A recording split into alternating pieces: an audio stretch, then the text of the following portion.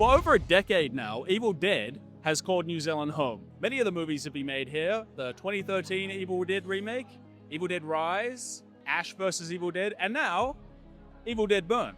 I sat down with Nick Connor to talk a little bit more about the production design of Evil Dead Burn. Hey everybody, I'm here with Nick Connor, the production designer of Evil Dead Burn. How are you today, Nick? Very well indeed, thanks, Dan. Nice. Well, I just saw the film yesterday, and I'm very interested to have a bit of a chat with you about the film and Evil Dead's sort of lifespan in the New Zealand film industry in general. What was your relationship with Evil Dead like prior to coming on board? Have you been a fan of the series, or how did you get involved? Well, I certainly watched the films when I was quite young, and I was very aware of them, but never really with any sort of idea about working on them. And then it would have been the TV series of Ash vs. Evil Dead where I first kind of encountered kind of working on the franchise. And then later Evil Dead Rise. So those are my sort of introductions to the actual production side of Evil Dead, which has been pretty amazing because they are the craziest, most technical type shows to make, and so much fun. Yeah, they're kind of all over the place. I mean, I feel like you would get a lot to do, especially production designing. There's just all kinds of different things that you would probably get to play around with. And I think one of the best things about the Evil Dead series as it's gone on is that you do have these different takes and these different visions. Like with Evil Dead Rise, it was Evil Dead set in a high-rise apartment building, and now with Evil Dead Burn, it's a totally different take. As a production designer, how do you make sure that the elements of Evil Dead are there and are recognizable, but still take on a new form? Well, a lot of the drive comes from the director and how they see kind of their story being told. So that's really kind of the launch pad, is what are they trying to achieve? And so with Evil Dead Burn, Sebastian really wanted to try and kind of give it a very desaturated look without desaturating skin tones. So that meant that we kind of went on a bit of a journey to desaturate the color out of the sets and the dressing and the props, and basically to really try and mute the palette down quite hard, so that we still got that kind of that noirish that noirish desaturated look, but without destroying skin tones. And it seemed to work really well. After watching it last night, I think we pulled it off. Yeah, definitely. And a lot of that stuff was done in camera, like having the color palette actually in the physical sets versus sort of tinting it in the color grade in the edit. Very much so. So there was really kind of two dominant tones to the film. One was this really kind of sucked back, desaturated, kind of muted tones, which pretty much went throughout. Very cold and wintry. And then the other side of it was the heat and saturated reds for the fire, for the nightclub, the burning car. All of that was really there to just punch those contrasts. Yeah, and I think one of the cool things about it is that there are so many different contrasts, different locations, things that you probably wouldn't expect out of an Evil Dead movie. And obviously the films are shot in New Zealand. But when we're dealing in the Evil Dead universe, these films are often set in America. So as a production designer, how do you make New Zealand look like an overseas location? Yeah, America isn't the easiest, but fortunately when you're dealing with kind of non-specific America, then you've got a lot more license. But obviously every time you're featuring a car, it needs to be a left-hand drive car on the other side of the road, which obviously means kind of road closures and involvement with council. Um, but we're kind of mindful of that and have a long history with council on doing this sort of work, so they generally pretty approachable and almost always come to the party. And let's talk a bit about your career for a second. You began your career in the art department as a runner in 1999. How has the production design process changed over your career? And are there any new technologies that have influenced or impacted the workflow? Well, I think the big change for me was in the early 2000s when 3D design became a lot more accessible Mm. and a lot more fun and a lot faster. Um, and so jumping into a world of 3D also allowed kind of set design and production design to interface a lot more seamlessly with visual effects. So we're sharing and developing the same assets, and that kind of cross pollination was probably the real key step forward in the early 2000s for me. And then those same processes have just refined and refined over the years, where now kind of the crossover between digital visual effects and art department production, it's pretty seamless, and we're constantly sharing assets, and that workflow is something that I never really would have imagined back in 1999 as a runner. Yeah, yeah. But so thankful that it's here, because it was a game changer, getting into designing in 3D rather than when I started. It was plans drawn with a pencil on paper. Mm.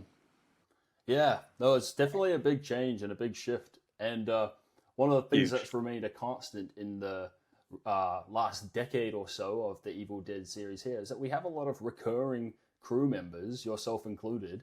And when we're seeing films that are made here in New Zealand with these crew members, it often becomes a good question to ask, how would you get into that career if you were starting today? I mean, what kind of advice would you give to somebody who was looking to get into the art department today?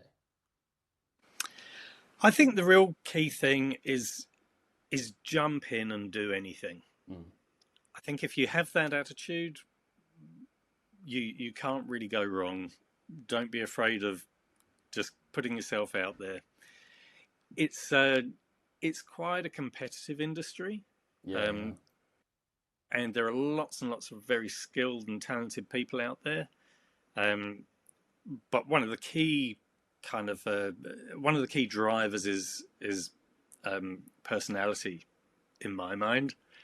And if you've got the right personality and you're willing to just do whatever it takes to get where you want to get to, and embrace every situation and do it with a bit of grace, you can't go wrong. Yeah, yeah, yeah. Yeah, definitely. I mean, that speaks to, I guess, good old ingenuity, Kiwi ingenuity specifically here. Yeah, Yeah. Just absolutely. go out and get it done, With the sets in Evil Dead, one of the most interesting things about them is the way that they deteriorate over time. Often the films are set in a single location and all kinds of stuff happens to them. They get destroyed, they get soaked in blood, I don't want to give anything away about what happens in this film, but you get the idea. When you're designing something that has to have that in mind, how do you operate with continuity and all the other departments to ensure that works smoothly? I mean, do you have to build multiple versions of sets, and how do you keep it consistent? That's exactly right. You always need to be able to go backwards.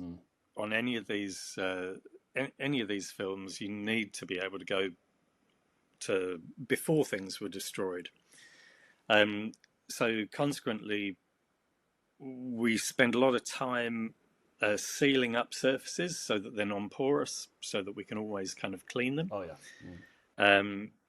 We'll always hold on to a pre-broken whatever it is, so that we can always go backwards. We'll invariably design and build the post-broken look of whatever it is. And then depending on how the things break, whether it's people being thrown through them or whatever it is, then we'll have the breakaway version, which will be made out of something that can accommodate the performance. So yeah, we're always running 3 versions of anything that's going to break all the time, just to hold on to that ability to be able to go back and pick up a shot where you might want to shoot out a sequence. So it just allows us to remain nimble throughout production. Were there any instances on this production where perhaps you came into a situation where you didn't have everything that you needed and you realized you had to go back and maybe reconstruct something? Oh, that's always happens. Yeah. There's always going to be the moment where the director or whoever comes up with an idea, and most of the time when those ideas come out of the blue and it's we could do this, you kind of have to go, yeah, it is a cool idea. Yeah, we just need a bit of time to make that happen. Yeah. But quite often, sort of the things that you plan sort of lead to other ideas, and those other ideas are invariably the things that make the film that little bit better. And I think you've always got to be prepared to just keep pushing it just a little bit more each time, to just capture whatever it is that you can that might just elevate it a little bit more. And one of the things with a lot of the directors of the more recent Evil Dead films is that this is probably, at least in recent times, this has been the director's, second or maybe third feature. But they're pretty new to the directing world. When you're working with somebody like this, I'm sure they come up with lots of really, really cool ideas. If somebody has an idea that initially might seem kind of impossible or difficult to achieve, how do you work together to achieve the spirit of the idea in a practical way? Well, I think that the key for me, anyway, is to not try and solve it on the spot, and to just try and buy a little bit of time, because there's always a way.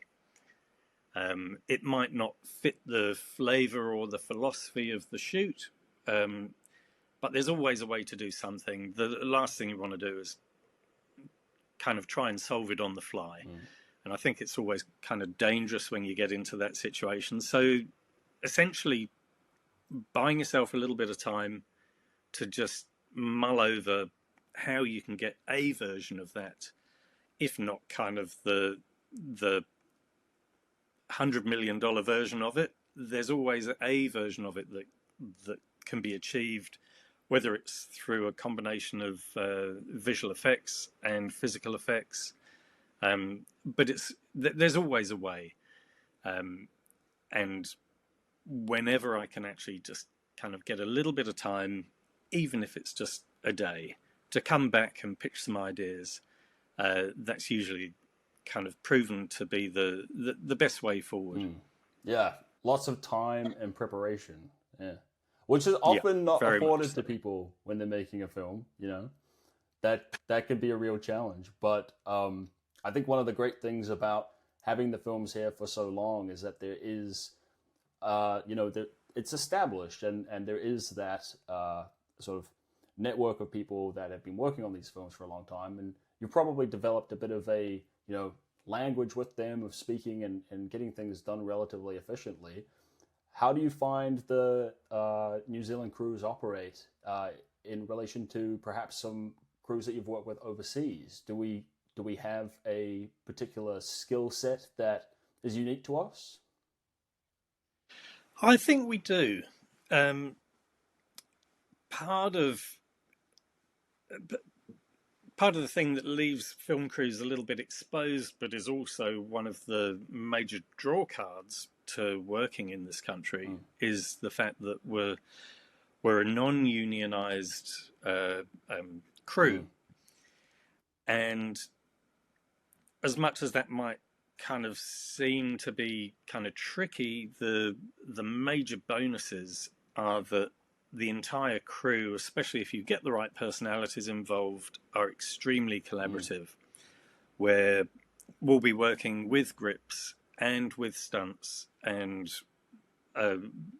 basically creating a seamless drive towards performance. And essentially that's what we're aiming to capture at however we do it, is that performance. So not being unionized, not having those kind of hard delineations between where a carpenter might stop and a painter might start, and where a grip might start and a stunty might stop. We're really able here to have roundtable meetings where we can offer solutions to other departments that for them may involve kind of having to outsource things to a steel fabricator, where the art department might have steel fabrication on site and enough material just to make it happen. And that's the real kind of joy, I think, is really having this kind of harmonious interdepartmental attitude, really, and philosophy. Yeah, I've definitely noticed that as well on projects that I've worked on. I think everybody really likes to get stuck in and do what they can, and having that sort of more loose structure, kind of makes it feel like you're making a indie movie or a home movie, no matter what the budget is, which is pretty much the vibe with Evil Dead. I mean, these films came from the independent, horror guerrilla filmmaking world, and New Zealand is exactly the right place to do that. It's a perfect yeah, definitely. And over time, what do you think the legacy will be for Evil Dead in New Zealand? What kind of impact do you think it will have for our industry and for films going forward? Well, I think the level of quality throughout all of the Evil Deads, especially the Evil Deads that have been done in New Zealand, has been extremely high. These also are, as I said earlier, extremely complicated and technical movies, with kind of moving set pieces and very, very complicated prosthetics builds, complicated stunts and special effects, and invariably kind of visual effects augmenting that as well. So I think that discipline across departments is really kind of helpful to filmmaking in New Zealand. The technical side of it is a rare thing. You don't often get that level of complexity in a film shoot that's kind of so technical, where it really only gets there by each department really relying on each other and supporting each other. Yeah. And looking over your career on Evil Dead, I mean, is there a favorite moment or a favorite challenge that you overcame, or something that you'll look back on and be like, that was awesome. I kind of can't believe we pulled that off. Yes, there is. But unfortunately, it's part of Evil Dead Wrath. Okay. And that's not out until 2028, yeah. I believe. Oh, cool. Bit of a teaser. So I can't tell you about it. Well, I'm really looking forward to seeing it. I'm a big fan of the Evil Dead series, and I mean, it's just so cool that there's not just one, but another one to look forward to, and amazing. Yeah, it's really great. Well, thanks for talking with me, Nick. I feel like I learned a lot, and hopefully everybody watching this will have learned a lot as well.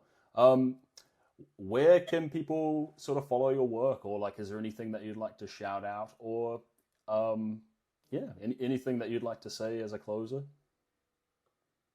As a closer, get to Evil Dead Burn and have a romp. It's a relentless ride. So I think even my wife, who hates horror movies, thoroughly enjoyed it.